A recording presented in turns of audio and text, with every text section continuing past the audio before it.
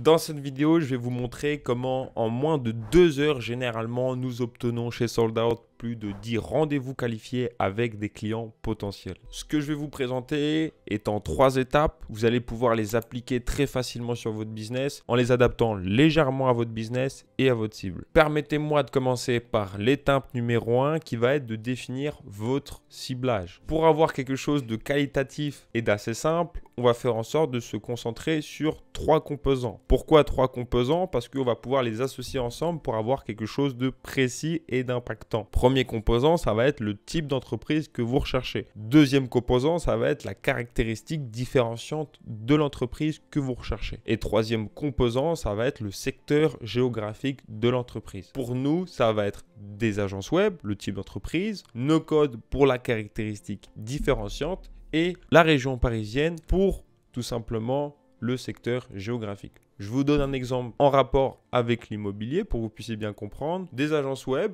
des agences immobilières, c'est le type d'entreprise. Haut de gamme, c'est tout simplement la caractéristique différenciante. Et sur Marseille, c'est le secteur géographique. À vous maintenant d'associer un petit peu ces différents composants. Mais attention, vous pouvez toujours en mettre plus. Ça, c'est à vous de voir. Mais minimum, 3 composants. Deuxième étape, ça va être de tout simplement créer un script d'appel. Aujourd'hui, dans la méthode que je vais vous présenter, on a utilisé le cold calling pour tout simplement obtenir des rendez-vous qualifiés rapidement. À vous de voir si vous voulez adapter ce script-là pour vos propres appels téléphoniques ou si vous voulez plutôt adapter ce script-là pour faire des séquences email ou des séquences LinkedIn par exemple. Laissez-moi à présent vous présenter un petit peu notre script et ce qu'on a mis en place pour que vous puissiez vous-même faire le vôtre et avoir une bonne vision là-dessus. Alors, tout ce qui est en noir, c'est ce qu'on va dire nous et ce qui est en vert, ça va généralement être la réponse de notre prospect à 80% près. Encore une fois, ça résume un appel qu'on va avoir au téléphone avec lui. Ce ne sera pas toujours pareil. Donc, ça peut changer en fonction de la façon que vous le contactez. Donc, au début, on va faire en sorte de préqualifier l'appel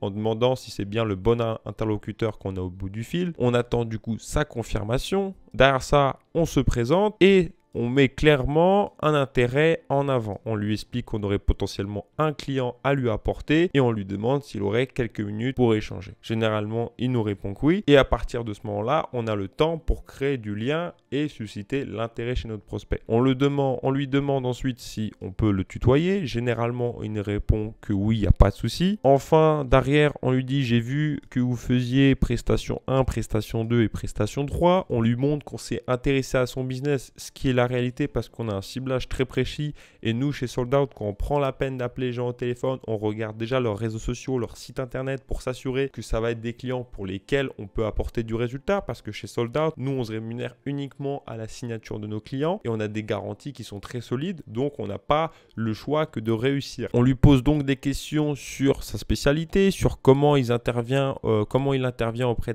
de ses clients et comment il travaille de façon générale. À partir de là, le prospect pitch un peu son agence et ce qu'il fait dans les détails. On le remercie pour sa présentation, on le complimente un petit peu sur son site et ses réseaux sociaux. Et encore une fois, là, on est complètement honnête parce que si on l'a contacté de base, c'est qu'il a une activité très bien mise en valeur sur le web et c'est une activité qu'on va pouvoir mettre en valeur, nous, derrière ça, dans nos actions marketing. Donc, c'est quelque chose qui est qualitatif. Ensuite, on vient progressivement aux raisons de notre appel. On lui dit du coup, si je t'ai contacté aujourd'hui, c'est parce qu'on cherche des agences comme la tienne pour conclure des partenariats sur l'apport de clients. On lui demande s'il a entendu parler de nous. Généralement, soit il nous dit oui, je vous ai entendu, mais je me rappelle, oui, j'ai entendu parler de vous, mais je ne sais plus exactement ce que vous faites. Ou il nous répond non, pas du tout, qu'est-ce que vous faites? On lui explique donc ce qu'on fait nous. On dit que chez Soldout, on se rémunère sur les clients qu'on permet de signer aux entreprises qu'on accompagne grâce à de la prospection qu'on va faire à leur place. Enfin, on donne tout simplement un complément en lui expliquant qu'on accompagne principalement des agences et qu'on s'engage à un nombre de clients spécifiques chaque mois. Et derrière ça, on lui dit si ça t'intéresse, est-ce que je peux te poser quelques questions pour voir si ça matche avec nos critères. Et l'importance de cette question, c'est tout simplement qu'on rentre dans une phase de qualification pour qu'on fasse en sorte que le prospect qu'on contacte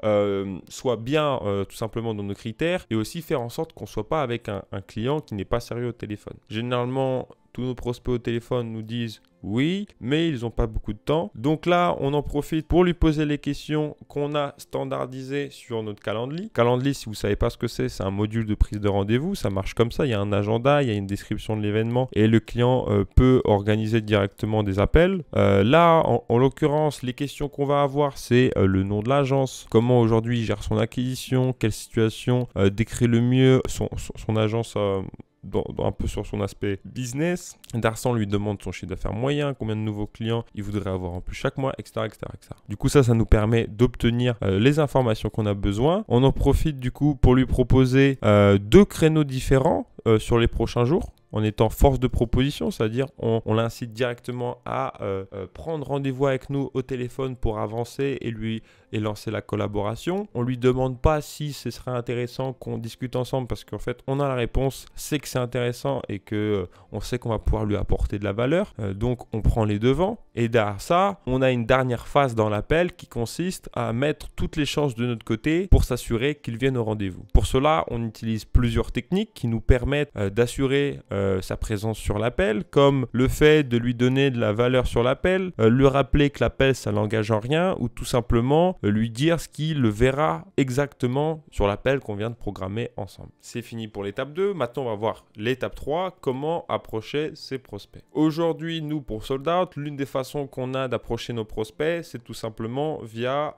l'appel téléphonique. Comme vous l'avez compris juste avant, c'est une méthode assez simple et assez directe. Pour obtenir les coordonnées de nos prospects, dans un premier temps, ce qu'on fait, c'est aller tout simplement sur Google Maps. On reprend donc le ciblage qu'on a défini en étape 1 et on écrit les différents mots-clés dans la barre de recherche de la map et on commence à analyser les résultats. Sur l'agence DigiDop, on va voir que là, elle a un numéro de téléphone, du coup c'est parfait, on peut l'appeler. Evodev, là aussi on voit qu'ils ont un numéro de téléphone, c'est parfait. Uneo, on voit qu'ils ont un numéro de téléphone, mais admettons qu'on cherche à les appeler, ils répondent pas. Du coup, ce qu'on va chercher à faire, nous, c'est aller sur leur site internet parfois et prendre directement rendez-vous.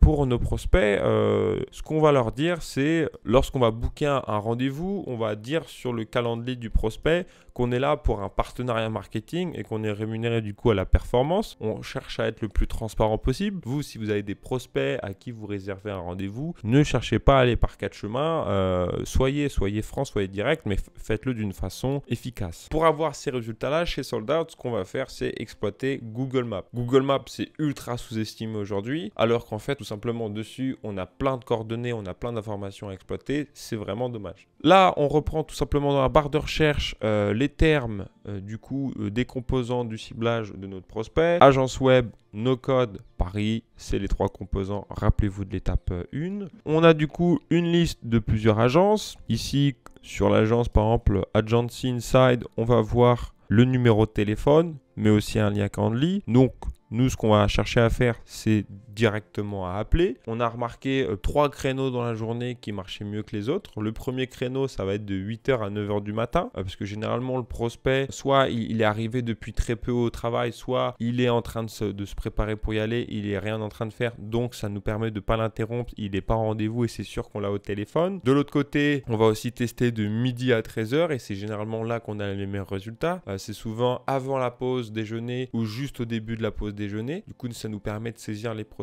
lorsqu'ils n'ont rien à faire. Énormément d'agences, généralement, c'est les patrons qui répondent directement. Du coup, ça nous permet d'avoir des décideurs au bout du fil. Et généralement, les décideurs, vu qu'ils prennent leur pause de déjeuner un peu plus tard, après les équipes, le temps de finir la paperasse et les derniers détails de la matinée, ils vont pas en déjeuner avant 12h45 ou 13h30. Du coup, nous, c'est parfait. On les appelle en fait dans leur dernière ligne droite et lorsqu'ils ont plus ou moins déjà fini toutes les tâches importantes de leur matinée. Et dernier créneau, c'est de 19h à 20h parce que là, de la même façon, on les appelle au bout de leur journée, on les appelle lorsqu'ils ont un moment de creux, lorsqu'ils n'ont pas de rendez-vous et lorsqu'ils ont plus en fait de disponibilité que dans leur journée. Après, il ne faut pas les appeler trop tard, sinon on va les déranger. Parfois, on appelle un petit peu vers 19h30 et on se rend compte que les gens sont en train de dîner. Du coup, c'est pas top. Mais en tout cas, entre guillemets, jusqu'à 19h30, c'est souvent une très bonne tranche. Du coup, ça, c'est ce qu'on fait pour appeler les gens. Quand les gens ne nous répondent pas par téléphone, nous, on book parfois même directement un rendez-vous sur Calendly, mais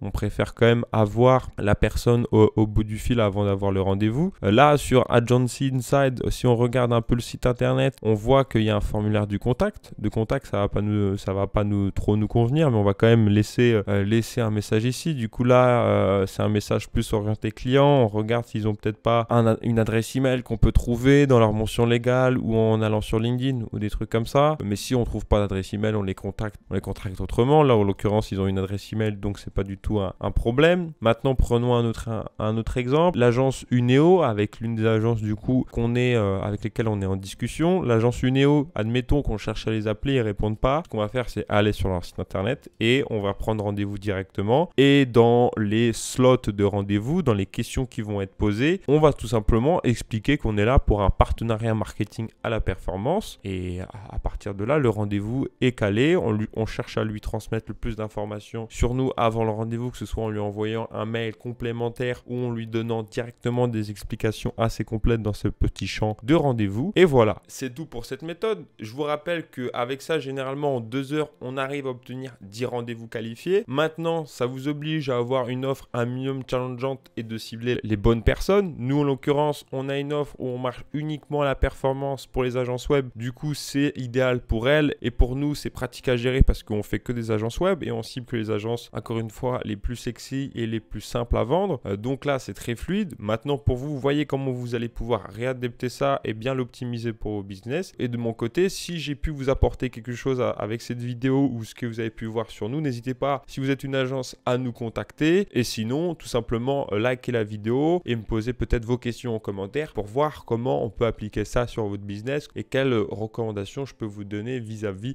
un petit peu de votre contexte actuel. Sur ce, je vous souhaite la plus belle croissance possible et abonnez-vous à la chaîne pour voir les prochaines vidéos. On se retrouve très vite. Ciao, ciao!